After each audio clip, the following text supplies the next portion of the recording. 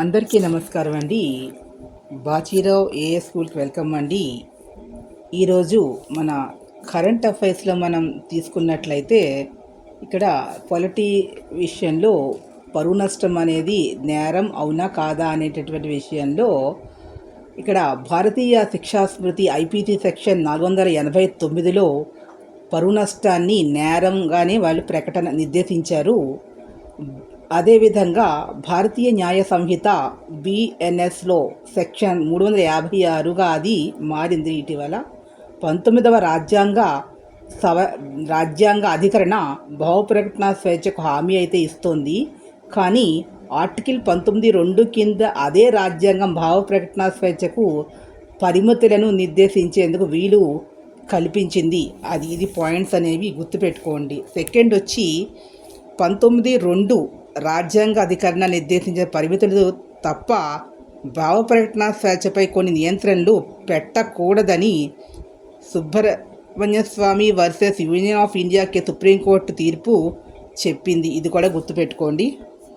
Economy section తీసుకున్నట్లయితే ప్రపంచ bank OECD నివేదిక ప్రకారంగా అంటే 2023లో ప్రపంచవ్యాప్తంగా వలసదారులు తమ స్వదేశానికి పంపినటువంటి డబ్బులు మొత్తం విదేశీ సాయం తీసుకున్నట్లయితే కోట్ల డాలర్లో తీసుకుంటే 82,200,000 కోట్ల డాలర్లు, అంటే మొత్తం విదేశీ సహాయము 28,800 కోట్ల డాలర్లుగా ఉంది. 2023లో మన దేశానికి ప్రవాస భారతీయులు 12,500 కోట్ల డాలర్లు పంపడం ద్వారా వలసదారులు పంపే డబ్బు ఎక్కువగా సంపన్న దేశాల నుంచి అల్ప మధ్య దేశాలకు వస్తూ ఉంది అనేది గుర్తు పెట్టుకోవాల్సినటువంటి విషయంగా ఉంది. మొత్తం విదేశీ సాయం ఫారిన్ ఎయిడ్ కన్నా కూడా ఇది దాదాపుగా 3 రెట్లు అధికంగా ఉంది. అంటే పేద దేశాల్లో మౌలిక వసతుల కల్పన అభివృద్ధి కార్యక్రమాలు చేపడుతుంటే వలసదారులు పంపే డబ్బుతో స్వదేశంలోనే వారి కుటుంబాలు మెరుగైన విద్య, ఆరోగ్యం, వైద్య వసతులు సమకూర్చుకోగలుగుతున్నాయని సర్వే రిపోర్టు చెప్తుంటే విదేశీ సహాయం కన్నా